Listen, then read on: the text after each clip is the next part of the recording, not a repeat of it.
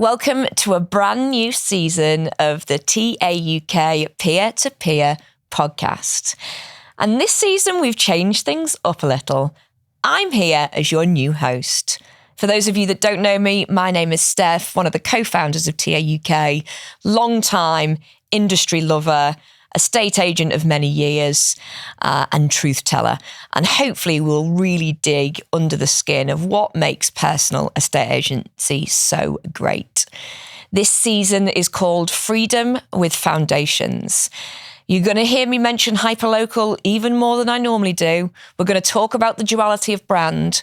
But most importantly, we're going to hear from estate agents, probably just like you guys who are listening and watching, but who are maybe a couple of steps ahead. So if you are considering going down the personal estate agency route, this is going to be gold dust. Take this like a voice note from somebody several steps ahead. If you're 3 months in or 3 years in and just need a little bit of inspiration, take each and every one of these episodes as the opportunity to restart, reset, and go again. But I'm your new captain. Hopefully we'll hear a load of honesty, some humour, the occasional swear words, and hopefully this season is going to be bigger, funnier, sassier and sharper than ever before, because personal estate agency deserves a personal voice. Welcome to season 3. Let's get into it. Welcome back to episode 3 of the TAUK Peer-to-Peer podcast. Today, I've got 2 agents who do the job very differently, but both do it very well. One has decades under his belt and knows Hazel Grove and the surrounding area like the back of his hand, and actually is basically the human version of a trusted handshake. Mr. Tim Ashmore. Hello.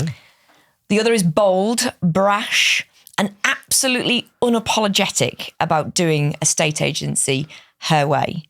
Mia Evans from Liverpool. 2 different energies, 2 different styles, but one shared reality. Authenticity wins, but only if you can back it up. Welcome to you both. Thank you. Hello. Welcome. Are you nervous? Not really. Tim, you always look like the calm in the storm, even when the storm is kids, conveyances, chaos. Mia, you are the storm, but in the best way. Thanks. But you both have very strong identities. So I want to start here. When did you realise that you are actually your biggest business asset? I'll start with you, Tim. I think you if you've done high street agency and you come out of high street agency, you kind of realise that there's a click moment where you think everything that I was doing was for other people. And now it switches over to everything that I'm doing is for me and my family. So I think you get to that stage where there's a bit of a moment where you think, actually, you see your face on a board, which is odd. I know everyone doesn't have faces on boards, but it's strange. And you start to care a lot more. You start to sit and you did just a little trigger moment that you just go, actually, this is me now. This is my business. This is me. I'm doing it for me. I'm not doing it for anyone else. And that was kind of the switch. Yeah, it's the same for me. I think for the first couple of months, you forget that this is completely different to the high street. And it's almost like you feel like, I know how to be an estate agent, but actually you don't know how to be a personal estate agent. So that was something that I grew into. And yeah, unapologetically myself is definitely what I've, not what I aim to do, but I was always told to sort of hone it in. You know, you need to be super, super professional, but I came to realise that you can be professional whilst also being yourself and having a laugh with your clients. I think there's a difference between being professional and then just being a corporate monkey. Yeah, I agree. People choose you, and it's the same as a value when you go out for your move or whoever it is you work for. People chose you not for the brand, they chose you for you. And nowadays, however you act, whether that's whatever personality you bring to the table, people buy into you, and it's a bit of an ego boost because people have chosen you because it's you yourself. But at the end of the day, you found yourself sometimes thinking, do I need to change for different environments, different corporate setups? And I'm too long in the tooth now to do anything like that. I just do it for myself. And I think that really is how we feel on the high street, right? We're almost trying to be somebody else's version of an estate agent rather than our own. Mm-hmm. I say here, we never have to work with a client we don't like, right? Yeah, you're told certain ways you've got to do things, and you could do something. You're like, right, well, I've got to do this. I always remember in corporate agency, I had to go in a suit. I had to go wearing a tie, and I could be in the middle of August wearing a tie and someone, and sweating in front of someone. It's just not. Yeah, it's just the way you had to do it, and it was like, that's someone telling you how to do your job rather than you being allowed to flare and do your own thing and that type of thing. Well, we had a dress code, didn't we? When you think of an estate agent, everyone kind of has the same idea. And I think the past 5 to maybe 6, 7 years, everyone's idea of estate agency has changed. And our plan is to slowly drip feed and make people aware that actually there isn't that estate agent and that's it, pointy shoes, briefcase. I've been in my gym wear before where I've been like, listen, I've been to the gym. They wanted last minute balance that I can do now, but I'm going to be honest, I'm going to be a bit of a sweaty mess. And they've gone, sound? We are in Liverpool, so everyone's in gym wear. So, they didn't mind. And I wouldn't dream of even doing that on the high street where I would have been bold enough to be like, I have to go home and do this. But they're the people that feed into you, like your personality, and they'll work with you. I talk a lot about duality of brand. And for me, that is the empowerment of your own personal brand in your hyperlocal area, backed by a national movement. Do you think an element of those two things working hand in hand has helped you build your business? Yeah, of course. I think for me, when you were mentioning before, Tim, that they buy us, that's true. They do buy us. We're the person in front of them. They will either like you or not like you. They'll want to work with you or not. But I think the secret power we've got is TA UK behind us, so they can be so excited about working with us independently, but then we just drop in the fact that we've actually got this national coverage, and that always excites my clients specifically, that they think, all right, I've got the personal element, but actually you've got everything. The tools are all there. I think as well, you've got to remember that as much as you can grow your own personal brand, someone's still going to Google TA UK. Yeah. They're still going to land on a website. They're still going to read about the About section, which will all be about TA UK as a setup, as an agency sort of brokerage, that type of thing. So there is that duality because essentially, yes, you attract clients, but your marketing attracts clients, your brand attracts clients, and it's attracting the right type of client that you want to work with as well, which is then down to your personality and how that you. And I think we all look the same as well because TA UK is so particular about who they invest their time in. Everyone's marketing looks phenomenal. There isn't one agent out there that you think, oh God, they've let the team down, because our aim is always the same. And I think that's the difference between when I started looking to join a brokerage, I looked at multiple and realised that I wanted that duality where it was similar people in different areas, same mindset, same goal. And when people do go to the website, they're seeing the same thing. They're seeing consistency in marketing. It's a set of standards, isn't it? That, it is. And I think that's really what sets personal estate agency apart from just being self-employed, in that we've chosen very deliberately to have a baseline of professional marketing, white glove service, and that will be another one of our superpowers in the future. Now, quite clearly for either our watchers or our listeners, we're all from the north. And I think particularly in the north, people don't put up with bullshit. But it also kind of leads me to the most enjoyable part of agency, because I certainly see that clients love the straight talking. They almost love my ability to be a straight talker and honest and upfront. How do you see that reacting in your local area? I think from my side, people have a perception of estate agents and it's never particularly favourable. And I think even just having this personal agency space, when people understand that it's you and how you are, you can be straight talking, you can be however you want to be. But I do think that there's a lot of merit in the fact that people buy into you as to how you want. And you attract the right client then as well, more importantly. You don't attract someone who you maybe wouldn't quite not get on with, but people who maybe don't quite get what you're about. Yeah. Whereas being as you are unapologetically and however that sort of is brings the right people in front of you. Do you see that there is starting to be almost a reaction from clients to that sort of over-polished estate agency type vibe? I do. I seem to get a lot of clients reach out and say that they are looking for personal estate agency now, which 3 years ago wasn't a thing. You were really putting yourself out there. This is who we are. This is what we can do, because it wasn't a well-known thing. Whereas now I'm finding that the clients are actually becoming more savvy, which is incredible because it sets standards, which is exactly what we're trying to do. And I had one last week that said, right, I've got the high street, I've got an online, I've got a personal. That is exactly, to me, how it should be set out. You get 3 different types of estate agents. I hate the rubbish of you're all the same. It actually hurts me when people say that, because we are absolutely not. Do not compare me to that estate agent. There is something for everyone, and you win some, you lose some, but the right clients, like Tim said, they will never leave you. And being yourself has made my business. Without being who I am, I know I wouldn't have the clients that I have. I think it's fair to say that all 3 of us take our marketing seriously. I think we all buy into the fact it's a baseline, not an option, not an add-on. But what do you think estate agents still don't get about marketing, Tim? I just think they don't get it sometimes. I think, again, you talk about how they're led to grow as an individual within a business. Their priority is it's numbers led. It's churning stock. It's churning clients. It's, yes, okay, trying to work with the client, but ultimately it's being selfish in that sort of setup. Whereas marketing should be the be all and end all, because, I mean, especially as personal agents, it's our shop front. So if we don't crack that, then we're not going to look any different. We're not going to get any different client. It's going to be far more difficult to grow as an individual in a location. So I just think that high street agents, maybe some of them get it, and people will be sat there thinking, well, yeah, I'd like to do that, I'd like to do this, but they're constrained to what they can do and they can't do.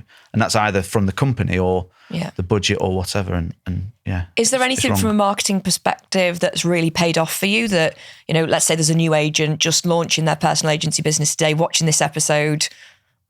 What can they it's unusual because obviously, I'm fairly fresh out the box for TA UK with 15 months now, but I think when I first started, wanted to set a standard for marketing, which hopefully I've kind of maintained throughout from start to finish. But interestingly, it helps the client, it helps the property, but it helps me.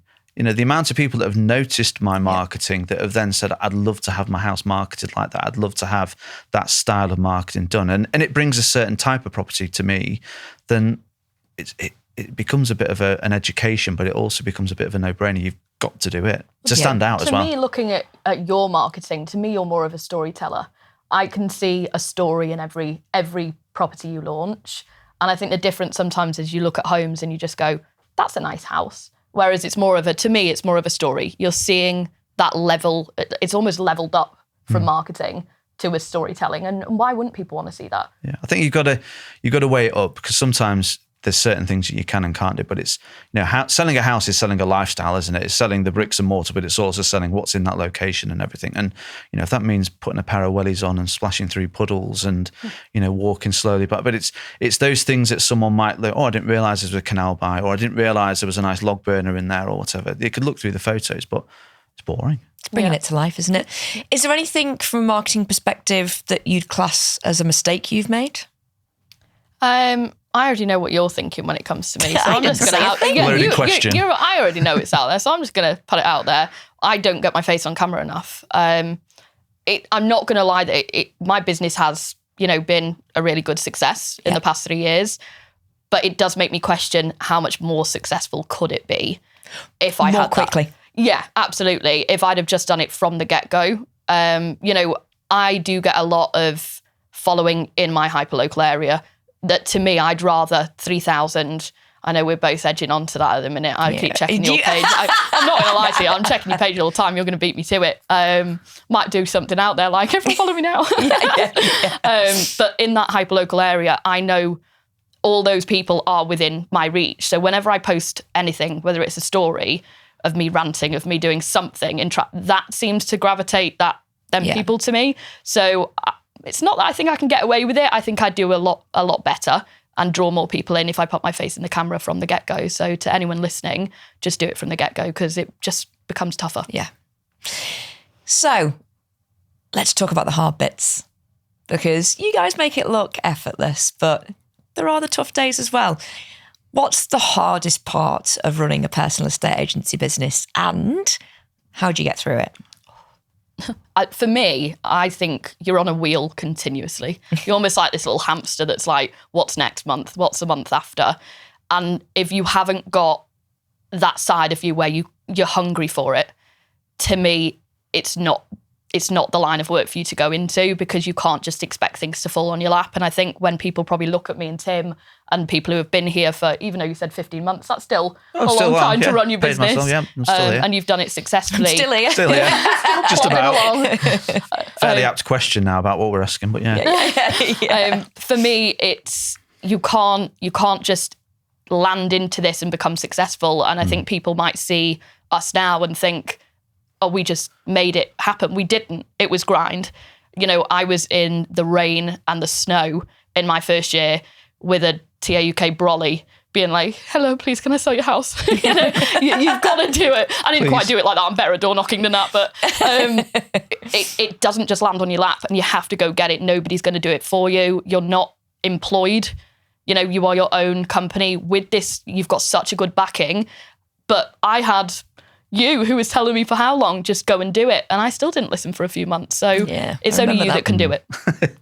I think, it is a graft. I think that's the thing that people can't shy away from. You know, I mean, I would say the first 12 months at least are constant, and you can't switch off that easily from it. It's very, very, even if you've got a support network, a support team, a central team, you just can't. It's your livelihood. And I mean, obviously I've got a family to support and that type of thing. So from my side of things, it was always going to be on the back of my mind. But I do think, you know, it's a graft, but then it's liberating at the same time. So it's a bit of yes, it's a negative in the fact that it is constant, but you then get 12 months into it and you think, well, actually I've set up a bit of a benchmark now as to how it works. Now I can critique that. I've got the flexibility. I've got the comfort. I've got, you know, not to get complacent, but to sort of go, right, well, what do I want to do this year? How do I want to do it differently? And I've got year-on-year comparisons. Yeah. What has worked, what hasn't worked. But yeah, it's long, it's tiresome. But again, would anyone go back into high street? No. That was my motto, is failure's not an option. Yeah. I refused to let that estate agency see that I would be back. Well, I wouldn't have gone back there, but I wouldn't go back to the high street. It was just not an option for me. I think I would have just left property, which makes me really sad now because it's something I love and it doesn't feel like a job to me anymore. But to anyone listening to this who's going to be new to this, it's hustle. That's the reality. You don't come in here and expect it to land on your lap. I started in an area that I knew nobody, barely knew the area. I had to go out and do it. A lot of these people are joining areas where they've worked for years. You've almost got a little bit more of a step up there. You know people, but it's not easy. It's not going to just land on your lap. I think there's again, I kind of landed that I operated in an area where there was someone that was close to me that worked with TA, and that helps massively. So anyone who is coming into this type of setup, the groundwork's there. They've got a bit more comfort than the original wanted. Easier every month. It does, absolutely. Yeah, it does. Yeah. You know, so people like yourselves that have done it from literally nothing and still made a good success of it it shows it's... We didn't reinvent the wheel. I think that's the big thing, is we just followed what was laid out in front of us for people who had succeeded. And I think that's the reality. You can come in here, whether you've worked in agency for 1 year or 25 years, even if you've been a business owner, drop the ego, learn from everyone around you, and it's almost harder to fail at that point if you watch what people have done. Yeah. Just listen, emulate take success. It in. Absolutely. Success leaves clues, as they say. Yeah. So you two do have slightly different styles and marketing styles. Mia, is the one thing about Tim's style that you really think is genius, even if it's not you? Yeah. Firstly, I love the area that Tim covers. If it wasn't for my fella dragging me to Liverpool, I'd probably be in that area still. So curse you, Tom. But it's a lovely area. It's very rare that I get any rural properties where I've got the space around me to do that sort of showcasing. So whenever I look at your properties, I love the area, how you showcase the properties is incredible, and it's something that I would like to emulate. Maybe not with the 2 up, 2 down, walking, but I can still walk down the street, maybe not me wellies. Yeah. Well, Does seeing any other agent style ever make you question your own? it does, because it always is going to. Because you look at, there's a lot of successful people who do this job. So me obviously being one of them. There's multiple different people who do it, and they all have their different style. So you do go through that kind of stage where you think, actually, should I critique it? Should I? And I suppose you have a little play around with it. I mean, I've not been one to talk on camera very much, mainly because I just don't like the idea of it, sort of thing, much the same as being a visual person. Mm-hmm. So it's a case of, could that be a different style for me? And then I think, well, I kind of have my own way of doing it, and I think people seem to buy into that. Yeah. And if it's working, yeah, exactly. And everyone, and that's the thing. I think you've got to believe in yourself and go, actually, I can build something based upon me. And it goes back to what I said before about, would I change the way I am with people like I would do in a corporate environment to please different? Well, they shouldn't have to do that. I think the difference for me is if things stopped working, that's when you've got to go, then I will look at other people. But everyone's business is in different areas. They are different people. And what I do here, Tim might not necessarily do there, and vice versa. And if it's working for Tim, it's working for me, it's all good. But property's continuously changing. This past year for me has been really big with people getting in front of the camera. I guarantee next year it'll start dropping off. It'll change, and then it'll be back in trend again, and it'll go again. As long as you're willing to swing with the punches, it's fine. So I think what I'm hearing is you can have your own niche, but within this greater construct of, we believe in professional marketing, we believe in white glove service, but how we each go and do it is quite niche. Yeah, absolutely. So if you could give a new agent advice today about how they'd go out to get more business, what would it be, Tim? Get yourself out there, which has to be the main thing. So whether that's through board knocking, which is not your normal corporate view on board knocking, it's a more of an introduction than trying to get business. Utilising the channels that you've got. I mean, social media to the grand extent is free marketing. Yeah. So using things like that to get yourself out onto different groups, different platforms. You've got to be yourself in those that, but it doesn't necessarily need to be visual. It can be whatever that might be from whatever your style might be. But I think, you've got to get yourself out there. So because people won't know you unless you get your face somewhere or your voice somewhere or whatever. For me, I think the first 3 months are crucial. And I think what you're doing at TA UK now, people need to be so on board with the onboarding. I think they need to take it so seriously because getting at like a horse coming out the gate, you've got to go fast. I obviously did the opposite, and I still, that's There's not an a lie. episode on this. Yeah. And I know that I got to a point where it was then really financially tough. I didn't have the benefit of the advanced commission, things like that. Now everything's laid out perfectly for you. So honestly, I judge anyone that fails at this point now because it's laid out perfectly for you. Talk to the people around you. Don't have an ego. Drop the ego at the door. You don't know everything. You're becoming a business owner. You don't have to, like every single individual person's business. Yours might look different, but onboarding for me, how it's looking now, listen to it, go and do it, because that'll get you out the gate quicker.